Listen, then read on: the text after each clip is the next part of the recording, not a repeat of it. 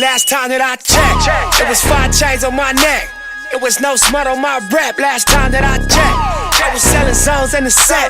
Make a $250,000, no sweat. Last time that I checked, I'm the streets voice out west. Legendary self-made progress. Last time that I checked, first you get the money, then respect, then the power and the hoes come next. Last time that I checked, I've been self-made from the dribble. I was been saying I'm a killer. Playing no games with you niggas. Pop clutch, switch lanes on you niggas. I laid down the game for you niggas. Taught you how to charge more than what they pay for you niggas.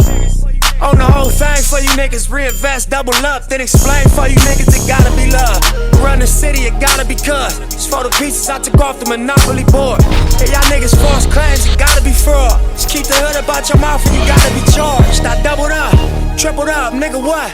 Hello and welcome back into Win or Lose Chiefs News Podcast Edition on YouTube. I am Alex Liu. This is my YouTube channel, ALU2 Productions, where I am hosting what started off as a blog last season, and I am continuing that blog this season, but the shift is starting to go a little bit more towards podcasting. I just find it's easier to speak and talk about my thoughts verbally as opposed to writing things down. I find that a lot of the times I have great ideas, great thoughts up here just about the Chiefs in general, recapping and thinking about just the games or thinking about the Chiefs, during the week in between games. And then a lot of the times I get to writing and these thoughts don't come out as well as I thought they would. I think last year my blog was a little bit too focused on, trying to recap the games and then look ahead to the next game. For this podcast, one focus I'm trying to emphasize is really catering to fans like me, Chiefs fans who don't live in Kansas City. I know that there's plenty of them out there, not just outside of Kansas City and the states of Kansas, Missouri, and really the whole Midwest, but really nationwide and globally at this point. I have pretty much gone my whole life being an out-of-town, out-of-market Chiefs fan, although I was born in the Kansas City area and I lived there for the first couple of years of my life, but I've never really had the experience of living in Kansas City, being a Chiefs fan, growing up there, being around, surrounded by fellow fans. So that's one of the goals of this podcast, is to really cater to Chiefs fans out there. If you are looking for a podcast by a fellow Chiefs fan who is like you and doesn't actually live in Kansas City, I'd love to hear from you. Please leave a comment. As always, subscribe to my channel, leave a like, share this video, and in addition to my podcasts, check out my blog, Win or Lose Chiefs News at WordPress. I'll leave the link in the description. And also watch the other videos on my YouTube channel. I'm trying to promote my channel right now as I continue 2025, just building content and beefing up my portfolio. I'm trying to get into videography, editing, overall content creation, filmmaking, production. All of that is a full-time career. It's been a hobby for a long time. But anyway, enough about that. The whole point of this podcast is to talk Chiefs football. And I think we're just going to start here. It has been a frustrating start to the season, a pretty frustrating first 2 weeks, week 1 and 2 of the NFL season to kick off 2025. But you know what? I'm recording this on Hump Day. So you know what? We're halfway through the week. We're looking forward to practice this week, seeing what comes of practice for the Chiefs. The latest news that I've heard is that Xavier Worthy and Jalen Royals are practicing. Now, we don't know what that means, how much they're going to play this Sunday against the Giants, but we're going to get into all that. I grabbed a cup of tea in my Chiefs mug. We're just going to dive into some of the thoughts I have following the loss to the Eagles last Sunday, a team that I, believe it or not, Chiefs fans, I despise more than the Raiders and really any of the other AFC West rivals. But that's just because I also lived for a number of years in the Philadelphia area. I'll get into all that. I probably touched on it a little bit if you watched my last episode. We've got a lot to get into. I've got some talking points here, some things that we're going to deep dive into. Thank you again for tuning into this podcast. This is episode 2 of Win or Lose Chiefs News Podcast Edition. And we're going to be talking about week 2 and talking a little bit about previewing week 3. And if you're wondering why I'm standing, And I really wish that this was a standing desk in my office. I have been sitting for most of the day. I do work from home, typical desk job, just pretty much work on my computer. Kind of need a break, so I'm going to be standing for quite a bit. Probably transition to sitting back down at some point, but we're going to start standing. First thing, just I think overall collectively, when talking about the Chiefs 0-2 start, I think that's a pretty big pill to swallow for a lot of Chiefs fans, and really for that matter, non-Chiefs fans, I think at this point. Since Patrick Mahomes became the starter, it's just been assumed the Chiefs are going to get off to a good start to their season. Even when they weren't at their best last year, they still started the year 9-0. Starting 0-2, it just sounds odd. It sounds almost abnormal. And, some people would maybe phrase that as it's a shocking start to the season. But I think if you're a true Chiefs fan, I don't think you're actually that shocked by how the Chiefs have started off their season. And the reason I say that is because, although that this is their first 0-2 start to a season since 2014, we have to take a number of things into account. For one, they played two really, really tough teams, two of some of the better teams in the NFL. The Chargers being a division opponent, week one, both teams are fired up and ready to go. The Chargers were just more fired up. That's plain and simple. The Chargers came out ready to play, given the circumstances, because I think it's been said a number of times across, many Chiefs news and media outlets, but also I think just on the national media front as well. There are no excuses. The Chiefs and Chargers both had to travel to Brazil, and they had to play on the same surface. They had to deal with all of the, the noise of being down in Brazil. Sao Paulo has just a huge population, one of the biggest cities in the world. There was a lot of talk about the Chiefs hotel being like 2 or 3 hours away from the stadium. I don't know what all that's about, but the Chiefs came out flat, plain and simple. That's just the bottom line, and we accept that. We get all that. They came out flat. They started slow. They got some things going later in the first half, and the second half they definitely fought harder, but there were definitely some issues, and the Chargers played a great game, and you have to hand it to them.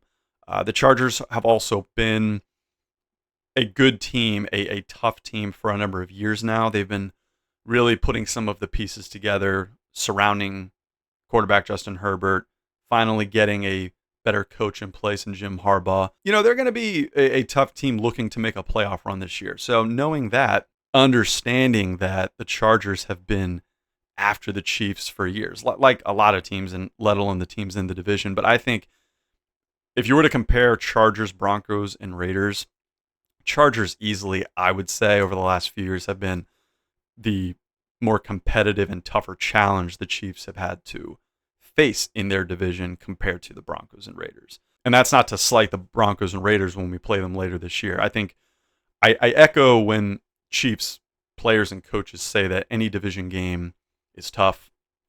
I think we saw that in the season opener when the Eagles and Cowboys played, and that ended up being a 4-point game in the end. You talk about week 2, Chiefs home opener. It was a Super Bowl rematch, but at the same time, I think when the Eagles beat the Chiefs in 2023 at Arrowhead on Monday Night Football, I think although some Eagles fans might have felt as if, that was their revenge game, they got back at us, that was like their get back, get right game. In the end, it didn't really matter because they didn't go to the Super Bowl. We went to the Super Bowl. We won the Super Bowl. I think their true revenge was honestly kicking our butts in this past Super Bowl. Them winning the last 2 and then beating us in the Super Bowl in the way that they did. Yeah, I mean, did the Chiefs and did Chiefs fans want to see the Chiefs come out better in this game and not only get a win, but, get just even like a slight ounce of like a revenge feeling on the Eagles? I'm sure. Yeah, absolutely. I think for me personally, just having lived in Philadelphia during my middle school and high school years, and I still have family all my immediate family lives in the Philadelphia area and the surrounding suburbs. I'll be honest. I hate going back to Philadelphia. I do have some friends from middle school and high school that still live in the area, and it's nothing against them. It's really nothing against the entire city of Philadelphia. I know that there are good and bad people everywhere, but I just think that Philadelphia fans in general, not just Eagles fans, but Philadelphia sports fans in general, it turns some of those people just into monsters. Like, they are just incredibly rude. You can't reason with them at all. They know that people have thrown batteries and snowballs at Santa Claus and players, and they don't care. And they pride themselves on that. So anyway, before I go off on a tangent, just to kind of get back to what I was saying, I mean, the Chiefs had two really, really tough games, and it's not an excuse, but losing to the Chargers and the way that which they did, and they still had a chance to win that game. I think that's a common theme here across weeks 1 and 2, is they had a chance to win the game against the Eagles too. It ended up being somewhat of a similar matter to the Chargers game, too little, too late. But I think that they were much closer in the game against the Birds than the Chargers for sure. Like I said, not an excuse, but those were tough games. Now, where that kind of makes, I think, some Chiefs fans, including myself, just a little bit nervous is you look ahead to the Giants, who are not a very good team. Both the Chiefs and Giants entering this game, and it's on Sunday Night Football, and they're both 0-2. You can't just assume the Giants are not going to put up a fight and be a challenge. They're going to be fighting like hell to get their first win. They know they're going up against the team of the last decade in the NFL, in the Chiefs. It never really gets easier. You might be playing a far less superior team compared to the challenges that were posed by the likes of the Chargers and the Eagles. Again, it's not going to be easy. So just going back to kind of assessing the overall state of the Chiefs right now. So I'm pretty sure it was 2015. That was the year when the Chiefs started off 1-5, and then they won out the rest of the regular season, 10 games in a row, and they won their first playoff game in something like 20 some seasons, I believe. 0-2 is not a good feeling, but nothing is impossible. One of the traps that a lot of fans in general can fall into is when you start really looking ahead of the schedule, and I used to do this as a kid, you start thinking like, okay, we should win this game, we'll probably lose that game. No one really knows. You just can't predict these things. I mean, I'm pretty sure the Chiefs were favored in both the Chargers and Eagles games, and they ended up being one-score margins, but when I was a kid, I used to lay out the entire schedule, and I would do things like win, loss, and I would try to predict the Chiefs' record. At times, those kinds of predictions there are people who are good at being realistic and actually having success in those predictions, but there are just a lot of things that happen in sports that are unpredictable, and in general, the future is unpredictable. I think right now, I think where my head is at, high level, when it comes to the state that the Chiefs find themselves in at this current moment, heading into week 3. It's not just an issue of a slow start. I think that as a dynasty and on this run that the Chiefs have been on for the last several years, I've kind of had this thought brewing in the back of my mind really for the last couple of years, being I kind of wonder when we're going to get to a point where the Chiefs might not necessarily take a step back. Some people want to put it that way, and that's fine. But I think similar to the Patriots during their era of a roughly 20-year reign. That's kind of how I quantify their empire, really. I mean, it was some people say it was kind of like two separate dynasties. It was sort of like 2000, 2000 to 2010 ish, and then early 2010s to close to 2020. But really, that it was kind of like an evil empire for like 2 decades. Without getting into like, because I talked about this last week, without getting into these comparisons of like Chiefs dynasty being like the new, villains that replace the Patriots. I just kind of wonder if, there's going to be a time when, and it could be starting already. It could have maybe been starting last season. The Chiefs might be finding themselves kind of in a similar position that the Patriots found themselves in really for a number of years here and there across a 20-year span. And that's just, you can still maybe be thought of and like revered as always a tough team. Like, oh, they're still Tom Brady and the Patriots. Some people are probably going to think they're still Andy Reid, Mahomes, and the Chiefs, right? Like even after Kelsey retires, things like that.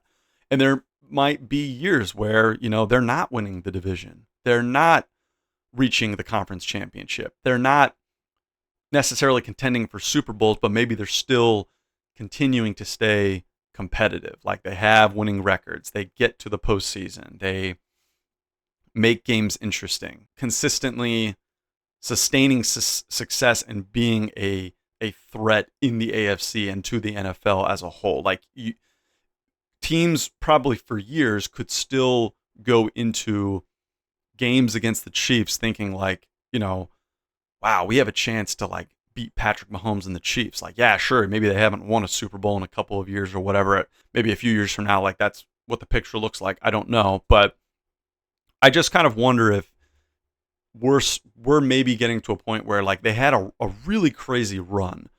I'm trying to remember now. I mean, is this like 7 or 8 AFC? I think 7 AFC championship games in a row. That's crazy. I mean, I don't think anyone can realistically expect as much as every year it's like run it back. We want to get back to the Super Bowl. That's always the goal, and I guess that's always the goal, especially when you are winning and you do have great players and a great coach. You have everything systematically put in place.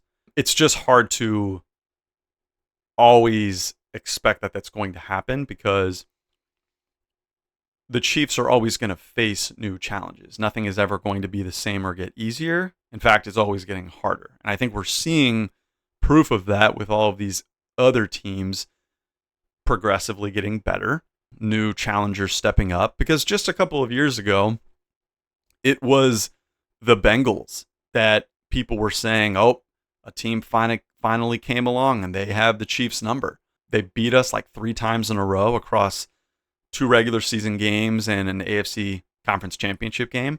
And then we got revenge the following year back at the AFC championship game. And that's when we went on to, go to the Super Bowl and win Super Bowl 57 against the Eagles. But then since that point, last year's Chiefs Bengals game, yes, it was still it felt like a heated rivalry type of game, but a lot of talk about Bengals and Chiefs have kind of fizzled out because the Bengals have had their issues trying to do little things like keep Joe Burrow healthy. Speak of the devil, he just got hurt this past week. Since that time, it's really been like Eagles Chiefs. They've met in 2 Super Bowls and they've played each other like 3 or 4 times. There's going to come a point in time, and maybe we're already starting to see the beginning stages of this, and it's unfortunate. I don't like even speaking it out loud, but I just think it's only natural. I mean, it's like the saying, every dog has its day. Every team is going to have its time, and that can fluctuate. It doesn't mean that this is goodbye and the end of the Chiefs. I think a lot of people who have been saying, really even before this season started, ever since really the Eagles beat the Chiefs in the Super Bowl, that the Chiefs dynasty is coming to an end. I don't agree with that. Tom Brady lost to Eli Manning and the Giants in 2 Super Bowls. It didn't mean that they were done. They came back, just a couple years later and won another Super Bowl, won another handful of Super Bowls. So, no, I think as long as we have Mahomes and for as long as we have Andy Reid, like as long as we have this core group and we just find a way to bring other pieces in and make things work, I think the Chiefs are going to be just fine. It's a matter of not pushing, a panic button, so to speak, right?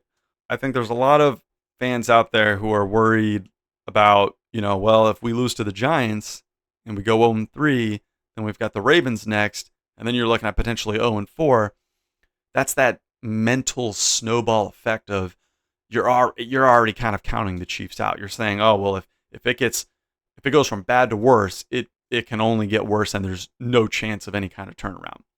We have to just take it one game at a time. That's my mantra, is always to stay positive. No matter what happens, I might get so angry when the Chiefs lose, but I'm always going to root for my team and believe in them. That's the sign of a true fan, in my opinion.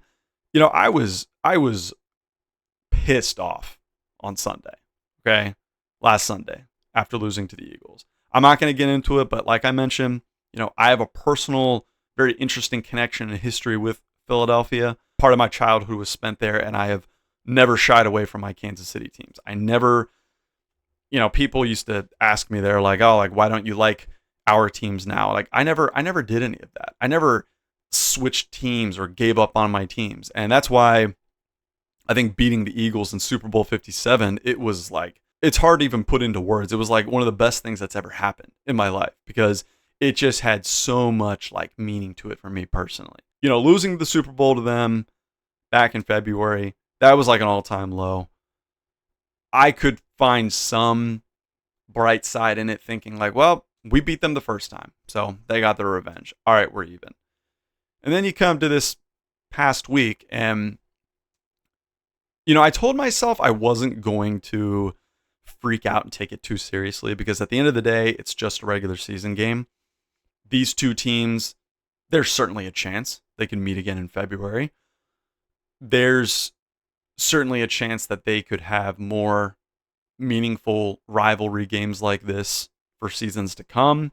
Both of these teams are most likely going to look very different a month from now, end of this regular season. But I think the reason why I ended up getting so emotionally invested in the game is, number one, classic Fox. And again, this is probably just something that out of town, out of market fans have to deal with, but the Giants and Cowboys game was being shown on Fox before the Chiefs-Eagles game, and that one went into OT. So I was actually not able to watch Chiefs-Eagles at the start of the game.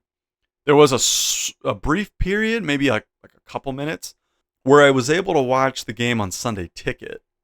But then as soon as the Giants-Cowboys game ended, Sunday Ticket, the screen just went black, and I wasn't able to watch. Because then what happened is Sunday Ticket, I think because of like, I guess it's maybe like blackout purposes or reasons, because it's already being shown on the national Fox channel, Sunday Ticket stopped showing it for me. So then I switch over and start watching on Fox. But this is just a personal pet peeve of mine as a fan. I hate watching a game if I'm already behind real time, like where it is live. And thank God for like YouTube TV, DVR, all that stuff, right? Like, you know, TV nowadays, YouTube TV, everything's like, well, a lot of things are like recorded, and I don't like starting where it's at live, because I feel like, oh, I missed so much. And then I don't like knowing when I finally tuned in to where it was live, before I could even get it back to the very beginning of the game, I saw the Eagles had already scored. So I was like, well, crap, I already know we're down 7-0, so that sucks. Anyway, I watched from the start. I caught up, you know, skimmed through the commercial breaks, and then I watched the game. But it got off to a rocky start because of the whole Fox broadcasting Giants-Cowboys game going into OT, all that mess. Secondly, I think I was just on edge because earlier in the day, I had been looking at the Chiefs' Instagram and made the mistake of looking in the comments and just seen so many Eagles fans outnumbering Chiefs fans in the comment section, just trolling and bragging and being loud. And as a fan, that's like probably the number one thing that I hate the most. I just find that extremely disrespectful. It's classless. A lot of people think that it's like fun and it's funny to do, but my belief is I never go up to someone and start bragging, because number one, you're just asking for it. And number two, if your team loses and you're bragging to start, you just look like an idiot. And I don't ever want to put myself in that position. I just think that's stupid. I think it's better to just let, you know, the play do the talking. And as fans, none of us are on the team. I say my team, like I'm part of the team, but I'm just a fan, lifelong fan, just, a native from Kansas City who just loves the Chiefs. And at the end of the day, it's up to the players. So we as fans don't have any influence. So all that fan trash talk, it's just a bunch of BS in my opinion. So anyway, very on edge. I just went, I think, further through that game. Definitely happy and positive about some bright spots that I saw, just, compared to like week 1 to week 2 differences just in offense, defense, all that.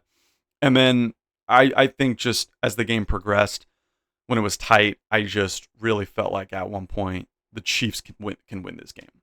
I think overall assessment of where the Chiefs stand, state of the team right now, when you compare from week 1 to week 2, I think a couple of things that I thought initially, and I've heard some other Chiefs fans talk about on KCSN, is I think one of the weaknesses, one of the difficulties, the challenges we're still having is starting slow for sure.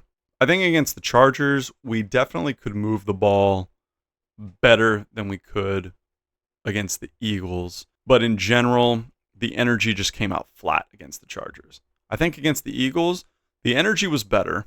I know we forced the Eagles, I can't remember if it was a 3-and-out or not, but we forced them to punt on their first possession. So, that was a positive sign. The defense definitely played a lot better against the Eagles. I think also when you compare week 1 to week 2, there definitely wasn't, at least from what I saw, there wasn't as much tension between teammates.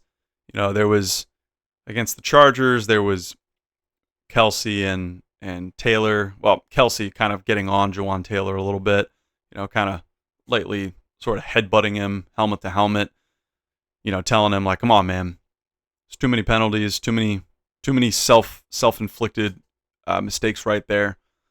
So, getting on him as a teammate, I don't think that was bad, but end of the game, emotions kind of flying higher, and seeing Chris Jones and Drew Tranquil get into it over Chris Jones's decision to move inside, try to win inside on the tackle, and that let Herbert escape out of the pocket and run for that first down to ice it. There wasn't really any of that team like beefing in this game.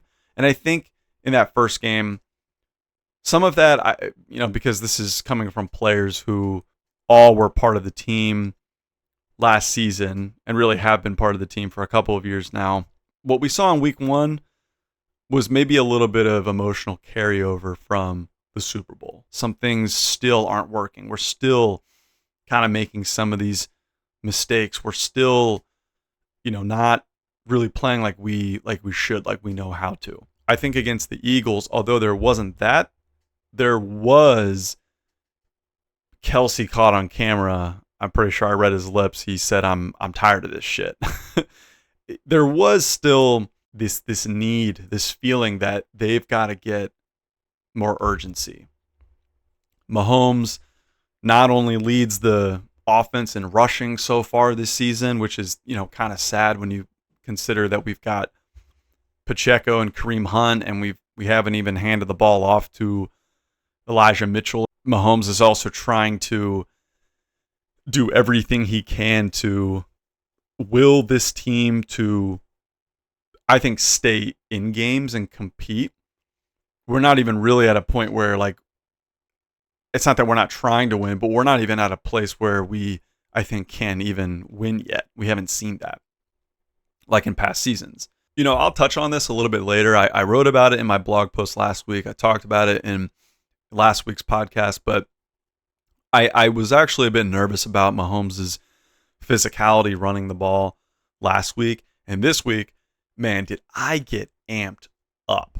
I got pumped the F up when he ran, not only for a touchdown, but when it wasn't like a huge truck, but I mean, he won like Oklahoma drill style, head to head, met at, I think, like the first down marker, midfield, open field tackling opportunity. I forget the name of the Eagles defender, but I mean, Mahomes won that. Mahomes trucked him. Like that dude, like he got knocked on his butt. Mahomes did not fall from that impact, and he kept running. Mahomes doing things like that, he is trying the best he can to be physical, show some aggression, lead by example, be a true leader and voice of this team. And you know, I think guys like Kelsey want to do that, but it's just not coming out on the field. Yes, Kelsey made some plays. I forget how many catches he had. He might have had a few catches leading up to the interception, which we'll get to. But overall, I just think that the team as a whole, there's just a lot still missing from like a team fluid continuity perspective. It's almost as if the Chiefs are trying to be too energetic for some of these games. They've now lost 3 games in a row dating back to the Super Bowl. So it's almost like it's actually more mental than it is physical. I think they can try to do all they want, getting the energy going. It's just not, I don't think it's going to be quite like when they were down 24-0 to the Houston Texans in 2019, and then all of a sudden a huge kick return like sparked things. And really even before that, a stop on 3rd down that for some reason the Texans decided to kick a field goal instead of go for it on 4th and short and really try to go for the jugular, which is what the Eagles did to us in the Super Bowl last year. Either of those 2 moments kind of sparked that comeback and got the team just fired up, and it was a true momentum swing. I think rather than find that momentum swing in a game, I think it's really more of a collective matter of the real issue is so deeply rooted that the team needs a momentum swing like as a team right now. Not just in game, but like as a team on and off the field for the sake of like the season. And when I say for the sake of the season, I by no means am one of those believers out there that actually thinks that the Chiefs season is over or is in jeopardy of being over. Whenever I hear people say things like that, you know, you got some of those people on one side and you've got other people on the other side who will say things like, I'm not worried. They're 0-2. Yeah, does it suck? Sure, but it's still very early. You know, I'm not going to panic, but you know, I do want to see them win this week. They definitely should beat the Giants. I think bigger picture, because, you know, we're still in September. You know, the Chiefs are finally having easily their worst September since Mahomes has been quarterback. From week to week and month to month, teams and just the entire landscape of the league can look very, very different. You know, there are other teams right now who have started 0-2. I'm pretty sure the Texans are 0-2. There's some teams like the Chargers who are 2-0. Same with the Eagles. Who knows what happens in the coming weeks? Maybe an injury, maybe a losing streak, maybe some plays or a ball doesn't, you know, bounce their way, whatever it might be. It's like that in all sports. There's definitely streakiness. You know, it's still very, very early on. And again, I go back to this, 2 very tough opponents, very tough games. I think we as Chiefs fans would have every right to be way more concerned if we had, not that we haven't lost to the Raiders before, but let's just say if we lost to the Raiders instead of the Chargers, I think that would be a little bit more concerning. And let's go outside the division.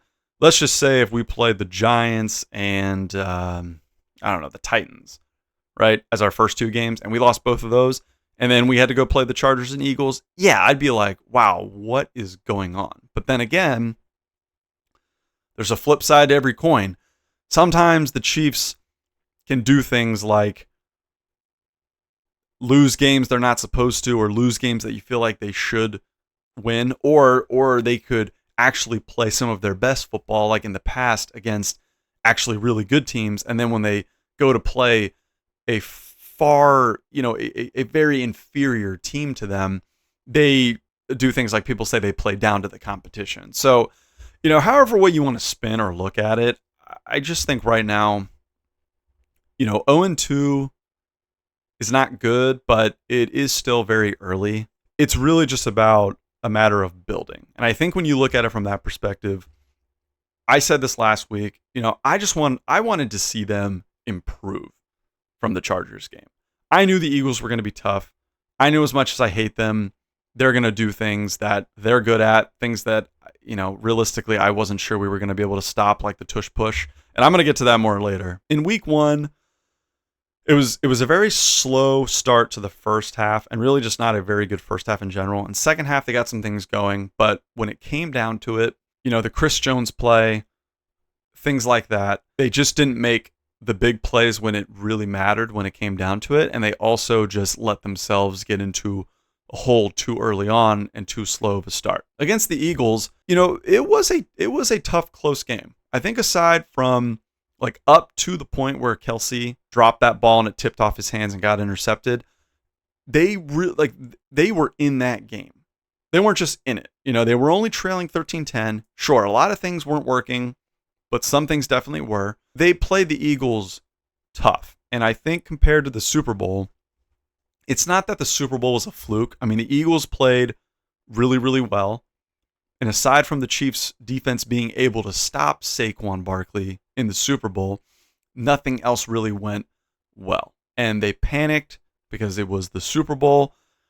And they had 2 interceptions that quickly got turned into points. And then that's how it really got blown out of proportion. The game broke wide open at that point. In this game, they didn't really do that. The interception was not Mahomes' fault. I've heard Mahomes had said he threw it either a tad bit too early, and then Kelsey blames himself, saying that he should have gotten his head around. In my opinion, I think most people would agree that was on Kelsey, and he knows it. And it's okay. We forgive him, and he's made so many other plays before, and it's really going to be okay. The Chiefs were only trailing 13-10. I think both teams were very evenly matched, and it just goes to show that in some ways, maybe last year's Super Bowl really was just, it also could have just been a really, really bad day for the Chiefs. Now, then again, that Eagles team, they also had some other guys that they no longer have. I think if you were to replay that Super Bowl, same teams, I don't necessarily think repeat the game. It was just going to be another like 40 to something. I know that this game was at Arrowhead, but I felt better seeing the Chiefs just play harder when it came down to it. I think they played a lot harder. They were definitely more focused. There's still some things they got to figure out. Like, they have no running game right now. The offensive line is still struggling to protect Mahomes. Mahomes is doing a good job of taking advantage of when he can run. I'm happy to see that. He doesn't have enough help in the passing game. And, there's a lot of talk of like, oh, it's going to be fine when Rice and Worthy come back. But what kind of concerns some people is I don't think you just can completely bank on like, oh, well, yeah, once we have our 2 best receivers back, yeah, problem solved, we're going to be good to go from there. I think there's still a lot of things you got to figure out otherwise. Defensively, I think they've done a better job since the start of week 1 stopping the run. There's definitely still some things I think in the second and third levels in zone coverage that need to be tightened up. But also they don't really have much of a pass rush right now. I think they're just going to need to figure out how to get to the quarterback. It would be nice if they could do it rushing 3 or 4. But when they do blitz, like the thing that frustrated me in the Eagles game is when they did blitz, they couldn't get anyone home to disrupt Hurts or to hit him. That's a problem.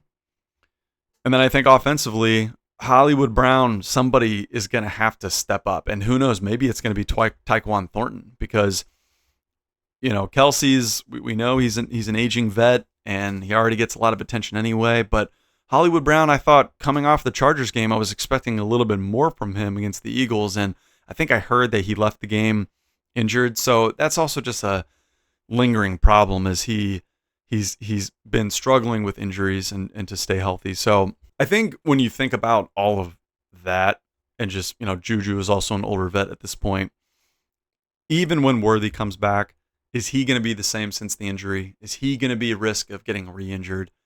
When Rashee Rice comes back, how is he going to be since coming back from injury? It would be nice if the Chiefs could run the ball. That way their identity isn't just around the passing game. But I understand that this is just a different Chiefs team. This is a different time in their dynastic run.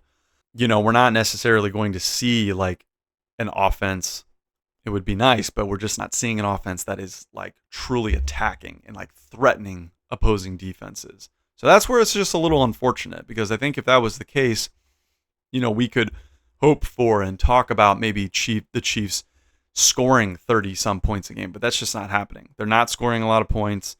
They're having a tough time getting points on the board, even really moving and driving the ball. It's really just a struggle. So, going up against the Giants, who just don't compare to the Chargers and Eagles, hopefully they figure some of this stuff out. Hopefully they're more prepared. Hopefully they're actually clicking, because I do think if they play how we all feel like we believe in this team and the guys that they have, that they can play that way, hopefully we actually have a much better game come Sunday night. But we'll just have to see. So that was a lot. I haven't even gotten to like many of my other points I kind of wanted to cover. I'm just going to sort of sum up just the Chiefs-Eagles game, what it all kind of boiled down to. It was a tough game for probably, 3 quarters or so. Very, very close, tough, close game. Both teams definitely pretty evenly matched. And I think when it really came down to it, I mean, in terms of the score, really Butker's missed field goal and, the Kelsey interception, that's kind of what it boiled down to. And now those two plays don't obviously make or break the entire game, and that's not it's not Butker and Kelsey's fault that we lost. But Butker, he missed an extra point in week 1, and then he missed a 58-yarder, which we know he's capable of hitting at home. And then Jake Elliott for the Eagles, I think he hit like a 58 or close to a 60-yarder. So when the Chiefs are struggling to score any points that they can't put up, it's a missed opportunity. And the game ending up as a 3-point difference, you just look back to that missed field goal and you realize, like, it's not to say that other points couldn't have been scored even if he were to have made that field goal, but it definitely could have made things more interesting, or maybe there could have been, the game could have gone a different way with those 3 points. And then the Kelsey interception, I mean, we're driving, we're knocking on the doorstep, we're right there getting ready to punch it in, and that's a play that the Chiefs have connected on and scored touchdowns on many times before. So really just unfortunate. And that led to an Eagles touchdown, because that interception got run back, I think, around to midfield, and huge effort and shout out to Joshua Simmons chasing, I forget who intercepted that, but running him down and knocking him out of bounds, because otherwise that was going to be a pick 6. So, and that's what burned the Chiefs in the Super Bowl, when they felt like they had no choice but to really press and try to make something happen downfield, is Mahomes threw interceptions and the Eagles capitalized. And that's the thing about the Eagles is, I actually ran into a hockey teammate of mine the other day, and I was talking with him, and he's a Giants fan for context, but we were talking about the Eagles, and he's under the impression that the Chiefs are easily going to beat the Giants. He doesn't believe in his own team these days, and I don't really blame him. But, he was saying that the Eagles are beatable, and I actually agree with him. I'm not just saying that out of bias because I hate the Eagles. Hate's a strong word. Strongly dislike, loathe entirely, can't stand them, but I do think that they're beatable. I actually thought that they were beatable last year, even when people have been saying that the Eagles have the best roster. I don't necessarily care about that. Even when the Chiefs had the best team, it didn't mean that they weren't beatable. I just think even if your team from top to bottom is the best in terms of roster or whatever you want to say, best coach, best coordinators, best quarterback, players at certain positions, whatever. People, I think, have just kind of been on the Eagles D and are saying that they have just the best, most talented roster. It doesn't mean they can't get beat. I don't really think the Eagles did all that much to beat the Chiefs last Sunday. We were pretty evenly matched, and that game could have really come down to the wire and gone either way. But when you make mistakes, and they're kind of at this point that the Chiefs used to be at, where the Eagles are not making mistakes, or they're not making as many mistakes as the other team.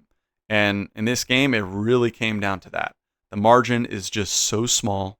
And again, it's not Kelsey's fault, but that we lost the game. But on that play, you know, that ball could have bounced off his hands and sailed through the back of the end zone or hit the ground. But no, it fell right into the lap of an Eagles defender. And, you know, instead of him getting tackled at like the 5-yard line, he ran about to midfield.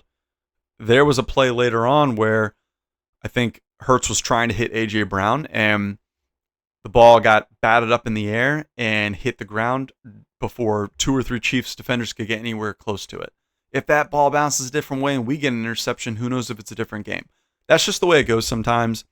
It's only week 2. So as upset as I was, and I was pretty down at the dumps on Sunday, but I just reminded myself, you know what? It's only regular season, whatever. But now 0-2, I really just hope the Chiefs move forward, and I just hope they're even more locked in. What I don't want to see is them head into the Giants game thinking, okay, the Giants are nowhere near as good as who we've just played the last 2 weeks, so let's just go handle business. The Giants are going to come at the Chiefs the way the Panthers did last year. That's what I'm going to assume and anticipate. So the Chiefs need to mentally prepare for the Giants like they just did the Eagles and the Chargers, and like they're going to the following week against the Ravens. That's my feeling. That's my thought. So yeah, we covered that turning point in the game with the interception.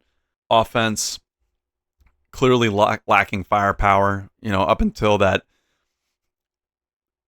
deep ball touchdown to Tyquan Thornton towards the end of the game to bring us within 3, but then the Chiefs couldn't get a defensive stop. And then what really ticked me off was Thornton was like celebrating in the end zone, and I was just looking at the TV like, dude, stop celebrating. Like, we're still losing. We got to get the ball back and score. You know, offensively, we can't push the ball downfield. And a lot of people point that to, well, you don't have Rice and Worthy, your leading receivers. And there's definitely some truth to that.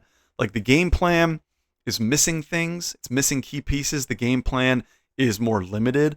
But we've got to figure out a way to spread the ball around to, you've got Kelsey, Juju, Hollywood Brown, Tyquan Thornton. Honestly, Nico Ramillo had a really good catch, I'm pretty sure, in this game against the Eagles. So maybe we need to see more of him. We've just got to get something going. There's got to be a catalyst. Isaiah Pacheco, he rushed for 22 yards, but Pacheco has still not looked quite like himself since coming back from his injury last year. And, you know, I don't fault him for that, but although Kareem Hunt is not a super speedy guy, I've just felt like every time the ball is handed off to him, he's falling forward what feels like at least like 3 to 4 yards. Whereas Pacheco is having these runs that he's getting stopped at the line, behind the line. He's lucky if he gets like 1 to 2 yards. And having both of them, it's just, I really would like to see us have more success on the ground. And I don't know if it's just a matter of Pacheco is also like not hitting the holes as hard or like where he's supposed to be. I don't know if it's a matter of him like kind of running into his own blockers and Kareem Hunt's vision is just better in that manner. I don't really know. I don't really understand it. It's just frustrating. There was a time several years ago where it seemed like the Chiefs just had a plethora of options on offense, and now it's just they are like super one-dimensional. I mean,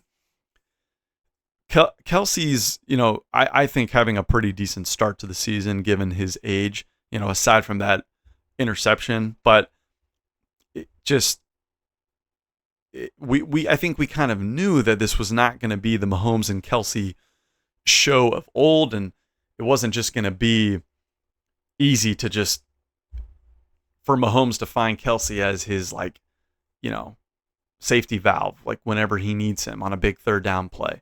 There's times when we have success going to Juju and Hollywood, but it's just not consistent. All right, so on to the defensive side of the ball. Like I mentioned, the Chiefs defense definitely played significantly better against the Eagles compared to how they played against the Chargers. So they held the Eagles to just 216 yards of total offense. The Eagles' lowest total offensive yards since 2021. They did give up a touchdown to Saquon, but they also held him under 100 yards. And one highlight on defense to the rookie Omar Norman Lott, and I'm actually going to go watch that replay after I finish this podcast. But I had a feeling when we drafted Omar Norman Lott that dude, he just looked like he could be a dog in this league. And when he sacked Hurts, and it was like a clothesline tackle, I don't think it was intentional to be that way, but Hurts just ran right into his arm up here, right across his chest, and boom, Hurts got just leveled. That was awesome. Yeah, those are some of the defensive highlights. I mean, yeah, like I said, Saquon, we bottled him up really, really good in the Super Bowl, and that's just about the only thing that collectively as a team we were able to, aside from hitting some deep shots late in the game when it was garbage points. But, compared to the Super Bowl, like, Saquon definitely had, like, some better runs in this game, but still, like, I think it was like a quiet, like, 70 or 80 yards on the day. So under 100 yards. And he only had the one touchdown. And really, that was the only touchdown the Eagles had up until that turning point of the Kelsey interception play. So those are some, I think drastic improvements, really, if you think about it, from week 1 in Brazil to week 2. And granted, you're playing at home, but just the Chiefs defense looked a heck of a lot better. I think overall McDuffie did a really good job covering A.J. Brown. A lot of these guys, they're going to make plays here and there. I think the one frustrating play on defense that I do remember from McDuffie was there was kind of just this lobbed, like, jump ball thrown up in the air by Hurts. I think his elbow, like, got hit by someone's helmet, like maybe his own offensive lineman's helmet as he was releasing the ball. And this pass was just way high up in the air, and McDuffie is covering.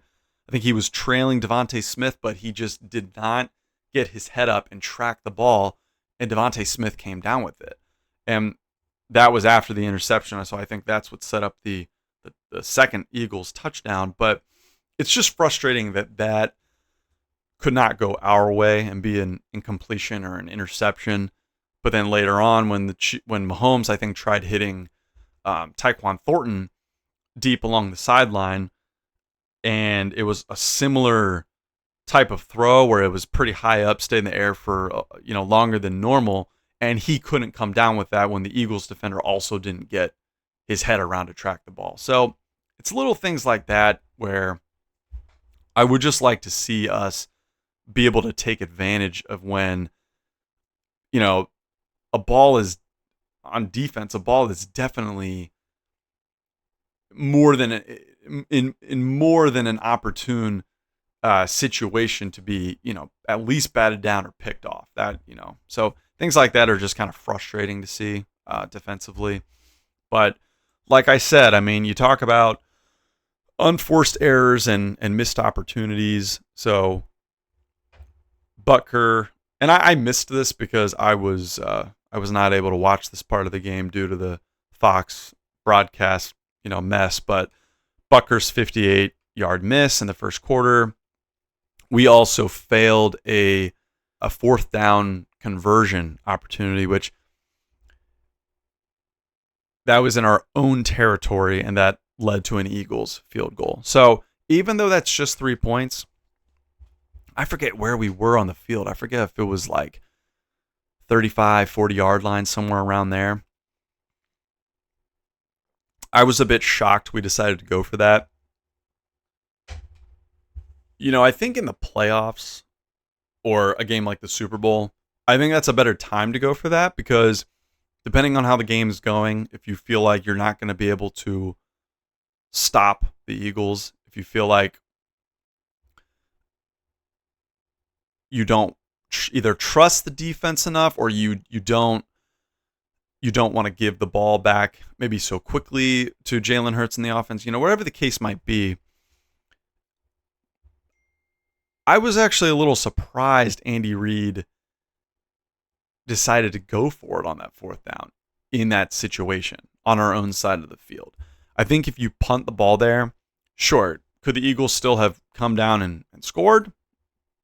Whether it be a field goal or touchdown, sure. But, look, hindsight's 20/20, but you just look back and, like, if they would have punted there, what if the Eagles went 3 and out, or, couldn't get into field goal range or whatever, and they had to punt the ball back? So, I mean, we miss a field goal, we fail a fourth down conversion and put them in position to kicking a field goal. It's just these trade-offs here and there, and it's almost like the reverse of, this is what the way that we're playing, the mistakes that we're making is what our opponents used to do against us. So again, frustrating, but I think these are the areas where we can certainly learn from. And then penalties, continue to be an issue. And I don't, without seeing in front of me, I don't know how many were on Jawan Taylor, but we're still having issues with things like holding and false starts. And I don't know how much, pass interference or whatever. But 6 penalties, we definitely want those numbers down. So, that's definitely an issue. But I think before we move on from the Eagles game and look ahead to Sunday Night Football at the Meadowlands in New York against the Giants, I think the one gripe I'm going to make, and again, it is not an excuse, and it's not a complaint to say this is why we lost the game. We could have won with or without these things, in my opinion. But, and this is definitely also partial to, me disliking the Eagles so much and getting so annoyed with them. But look, I am perfectly fine with disliking the tush push. I'm perfectly fine with the tush push working as much as I hate it, and accepting that, we just can't stop it, and not a lot of teams can stop it. I'm fine with owning that and admitting that. What I'm not fine with, and I already know if anyone sees this and has something to say, they're probably going to say, oh, well, the Chiefs get away with calls, whatever, BS. The Chiefs got away with one pass interference along the sideline. I'm pretty sure it was Noel Williams hit A.J. Brown early. I don't know. Maybe the ball was uncatchable. Whatever. And the refs also picked up a flag on, I think it was Jalen Watson covering, might have been Devontae Smith. But that was the play where Devontae Smith stopped his route and then resumed his route and ran into Jalen Watson. They originally threw a flag, probably for pass interference, and they picked it up and said, no flag. But getting back to what I was annoyed about during the game was, I'm pretty sure on 2 occasions, at least, maybe more, I feel like the refs need to go back and start watching game footage, if they're not already doing so, and look at how many false starts they're missing when the Eagles run the tush push. I don't know if it's as common like on 3rd downs when they do it, or even if it's a 4th down and 1 or inches, whatever it might be, from like midfield, but definitely up against the end zone. Like, they catch the Chiefs like offsides, just like they catch other teams offsides. Someone will have like a hand over the line of scrimmage or whatever. And really, when it comes down to it, I mean, the Eagles' O linemen are like scrunched in really tight. So I don't know if the Eagles are ever like in the neutral zone or offsides. I don't know if anyone is like ahead of the center of the ball or whatever, but it is clear as day. You can see on the replays, and it happened, I'm pretty sure, at least twice. Like I said, definitely, and at least twice in this game, the Eagles false started. I think there was a play at the end when the Eagles scored their their last touchdown where the Eagles two guys on the O-line false started. It wasn't just one. They're jumping to block and dive low at the Chiefs defensive line before the ball is snapped. It's very quick. It's very bang bang. In real time, I don't know if anyone would be able to see it, but I think this is a larger systemic issue with the NFL and officiating. People want to complain about pass interference. It's just like holding. You could call holding or pass interference on a lot of things, and there's a lot of times when they don't call it. But what I don't understand is when you can clearly see that from replay footage, a player on the offense false starts and moves and jumps over the line of scrimmage before the ball is snapped. I just think that needs to be reviewed and reversed. They have to say, especially if it's a scoring play, after further review, the offensive line had two players who moved early. No touchdown. What is false start? 5-yard penalty. And then all of a sudden, maybe they don't get a touchdown and maybe it leads to a field goal. I get that, I'm complaining as, maybe some people are going to think it's like a sore loser's mentality, but it's just, I would totally understand if the Chiefs got away with something like that. Last year against the Bengals, people were complaining about the Bengals getting flagged, but it's like, how are you going to complain when the defender hits Rashee Rice in the back before the ball even gets to him? Okay? And look, I admit, Noah Williams got away probably with a pass interference on A.J. Brown, during last Sunday's game.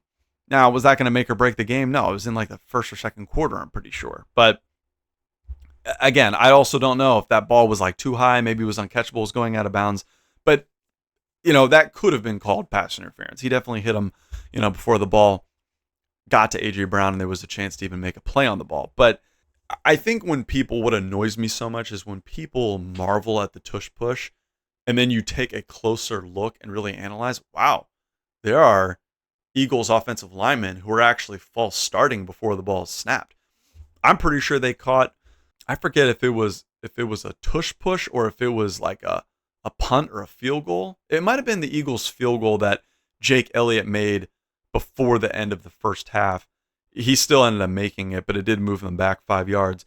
The center, the long snapper, he actually moved the ball forward before snapping it, and they called false start. So if you can catch that, my biggest question, what I don't understand about the refs is why can't you catch Eagles offensive linemen false starting and jumping early before the ball is snapped on a tush push? That's all I'm saying.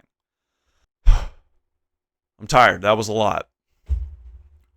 Before we wrap up this second podcast of the season, looking ahead to this coming Sunday Night Football at the New York Giants. The biggest things are the Chiefs need to find a way to get the offense clicking and consistently. Can Spags and this defense continue to build on that much stronger performance against the Eagles in week 2? That's going to be a big thing to look out for. I believe they can. I think at this point, there's definitely a lot more confidence in the defense than the offense.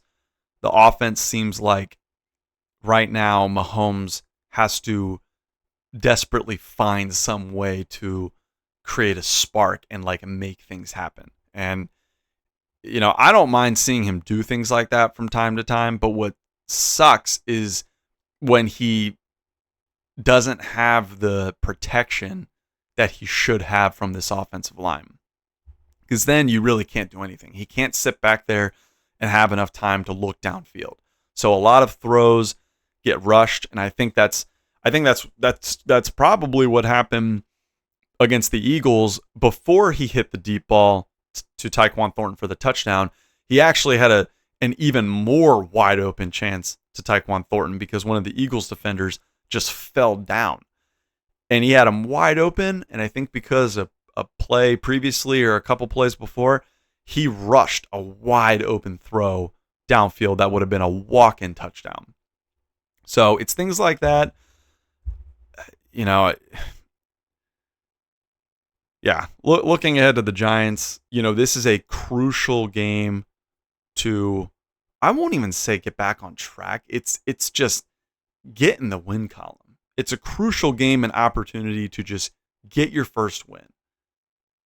Get the win. Get to 1-2. Build on what we've been doing and get into a position where, you know what, we can build off of a win. We can try to stack another win. I really don't want to see this team go 0-3.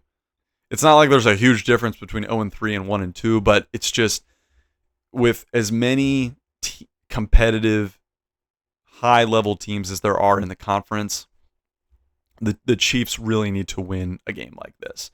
I think if this was just like a 1 p.m. game, I'd probably have less stress and nerves about it. But because it's Sunday Night Football, I'm going to be tuning in a little bit late because I'll be coming from a rec ice hockey game that night. It starts at 7 p.m. Eastern time, so I'm going to miss a little bit of the beginning of the game, but I'm going to try my best to start the game from the beginning and not see anything that happens and just, go from there. But Sunday Night Football, the Giants, Russell Wilson's a veteran quarterback. He might, he might have some moments where he plays like really, really well, surprisingly, these days. And there's other times when he just plays like crap. He has beaten the Chiefs with Mahomes. This was years ago, but when he was still on the Seahawks. I think we've definitely had the advantage over him when he was on the Broncos, but I know, pretty sure they did beat us once when he was in Denver, I want to say. And then, the last time we saw Russell Wilson was last Christmas when he was on the Steelers. Now on the Giants, I mean, I'd really like to think that the Chiefs can beat the G-Men. I really do. I know that they have some talent, in their receiver room. I'm pretty sure at least some parts of their defense, like defensive line maybe, but it's just weird, like seeing the way that the Giants and Cowboys played each other. And again, that's a divisional matchup. Things get crazy in divisional games, but it seems like, wow, like neither team really had much of a defense in that game. But we also can't really look backward and reflect back on last week and be like, oh, well, this is what the Giants did against the Cowboys. The Chiefs should be able to put up 30 points on them. It never works like that in the NFL. It is a week-to-week game and league. And again, big stage, Sunday Night Football. Sure, not that many people are going to want to tune into this game because, I mean, for one, it's the Giants. And number two, the way the Chiefs have been playing, I don't think they're drawing as much, of a national stage, like, fans, viewers, audience from that side of things. I don't think as many people are going to want to tune into this game other than people probably just want to see, could the Chiefs really go 0-3? So I think what everything really boils down to is the message from the Chiefs locker room after last year's Super Bowl was, how are the Chiefs going to respond to the adversity of getting punched and getting knocked down? How are they going to pick themselves up and respond? Well, they responded this season by starting 0-2. And they responded to week 1 by coming out in week 2 much stronger. But they still made some mistakes that they just could not overcome, kind of like in week 1.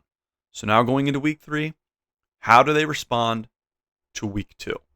I don't think we can look at this anymore of how are they going to respond from the last 3 games. Like, we have to say screw thinking about the last 3 football games that they've played collectively as if they're one. Wipe the memory. It's so hard to do, easier said than done, but I think that they just need to figure out, like, how are we going to prepare this week for the Giants? Just think about the Giants. Don't think about anything else. I mean, look, this league is crazy. We saw in week 1 a Ravens team up 40-25, and they lost to the Bills 41-40, and that was their second loss in a row to the Bills. They played back-to-back games dating back to the postseason last year against the Bills in Buffalo, and they lost both of them. Both games that they probably could have and should have won. So this league is crazy. I mean, the Eagles go from beating the Cowboys by 4 points, and again, divisional game, but I think people expected much better from the Eagles, and then they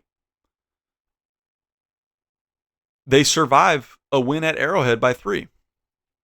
So, like I said earlier, the Eagles are beatable. Sure, could they continue to just win for a while? Absolutely. But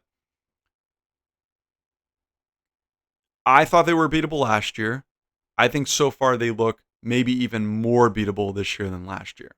But again, they don't make a lot of mistakes. So I think once teams start to force them to make mistakes, that's when we're going to start to see the Eagles lose. But going forward, I'm not going to focus on them anymore. I'm just going to focus on the Chiefs. This feels like unfamiliar territory, I think, for a lot of Chiefs fans, but I take pride in remembering back to the days as a kid. Some years were good until later in the season, or we got in the playoffs when we couldn't win. Some years were bad, god-awful, nearly winless. And so this really isn't that bad.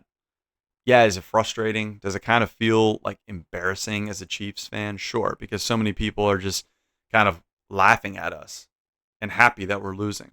Kind of like how I laugh when the Eagles lose, or I used to laugh at the Patriots when they would lose. But now, ever since Tom Brady and Belichick left, like, I don't even care that much about the Patriots. So for now, we're still that team that people hate and want to lose. So I think going forward this week, we need to play like that team. We need to get back to playing like those villains. And I don't think we need to focus so much on like, let's get angry. Let's get pissed off. Let's have such high intense energy. You know, someone on KCSN said it really well. I was listening this morning and they were just like, take a breath, like relax a little bit. Let's just get back to playing football. Let's stop overthinking things. So I think that's what the Chiefs need to do. I'm hoping that's what we see Sunday night. So yeah, I think we just need to, stay cool, calm, and collected, and just have faith in this team that they're going to get it figured out. So that's where we're going to leave off in this episode. Yeah, that's going to do it for this week's podcast. Again, Alex Liu with ALU2 Productions, and you've been watching Win or Lose Chiefs News Podcast Edition on YouTube. Please subscribe to my channel. Leave a like, drop me a comment if you are a Chiefs fan and you stumbled upon this podcast and you're looking for something to watch/listen to, and maybe you're an out-of-market, out-of-town fan outside of the Kansas City area and you want a fellow Chiefs fan to relate to. I'm your guy. I've been a Chiefs fan since I was a little kid, so I live and breathe this stuff, and I'm just happy to have a space to call my own, an outlet to just talk about the Chiefs, win or lose. Hopefully next week we will be back with a winning edition of Win or Lose Chiefs News. My blog that I started last season got off to a winning start until we lost to the Bills, and then it was a lot more winning until the Super Bowl. And so far this season, Win or Lose Chiefs News has been nothing but losing podcast episodes. But like the title says, win or lose, we're going to talk Chiefs news. So that's how this goes. Next week, this podcast might be coming at you a little late just because I've got a pretty busy work schedule next week, but I will get around to it. So thank you for watching. As always, please let my videos just play all the way to the end, even if it's going on in the background, whatever you're doing. And yeah, I will see you next time. Thank you so much, and go Chiefs. You ain't never been to skate town. On national, you know it go down. Kilo Ali flow. Look, Niggas from the east side on a Friday night. Met a bunch of hoes at the Golden Glide. Smoking and rolling the lows and highs. Me and all the bros in a stolen ride like man, they shooting outside, so I'm staying this side. Shout to you and I vibe, take a few shots like Tupac. I seen a bunch of mean guys in a bandana tie. Throwing up the west side, giving side eyes. Ain't nobody that I really recognize. I ain't surprised niggas arrived to kill a vibe. Probably be the reason you die trying to feel alive. But I'm incentivized by down and sticking the thighs. Gripping on the ass like I'm picking the prize. They hit the crib where the weed and the liquor collide. But really ain't tripping, we can kick it and ride through the shit. What's happening? Oh, outside, come From the zone 4, Campbell didn't roll. Got cash to blow, hollering at the hoe. Green 90s foreign, got me using my 90s hard. She was choosing in the parking lot. I was looking too, keep my number locked. I'ma hit it on the couch at your mama house. Ride around, bubble loud with the window down. Some of y'all done lost y'all mind. Baby, let me see a pot, that's fine. I can see from the front and I knew at once I was gonna have to walk back by. From the spots, but I be on Old Neck. Better pull up on my cousin on Rainbow Drive. Whip clean, let the paint don't dry. Where you from, nigga? Claim your sorry. What's happening? Southside, Clayco, niggas know what's up. Oh, damn, I don't even come up. Hit Catcade on a Sunday, say a parking lot prayer, no gunplay. I just wanna kick back, relax, shot it booty poke in the Monday. How about the seat slide? It's nice to meet you, green eyes. Let's take a lap, I bring you right back to your friends before they start tripping. As I bend, I see the niggas from the glide with the golden teeth. I don't even know if they notice me. They don't even know that we way too deep. I'm from the west and they from the east, and all white tees looking like sheep. I don't even wanna get blood on my sneaks. We throwing up fours and ones and threes and talking about west side, what's happening? Hey, we just pull up the Moreland, bro. Where you at? Southside, Clayco, throw that shit up. You ain't never been to Skate Town. Mono National, you know it go down. You ain't never been to Cascade on the west side of MLK. You ain't never been to Golden Glide, it's in the day. You ain't never been to Sparkles, gliding with your babe. I ain't never been to Skate Zone, cause it's out in Marlboro. I'ma pack a carload, I'ma take the grass and meet tomorrow. Freaky ass beat, yeah, freaky ass song, it's a freaky ass song, and I'm freaky ass song, and I'm freaky ass song. This will beat your ass song.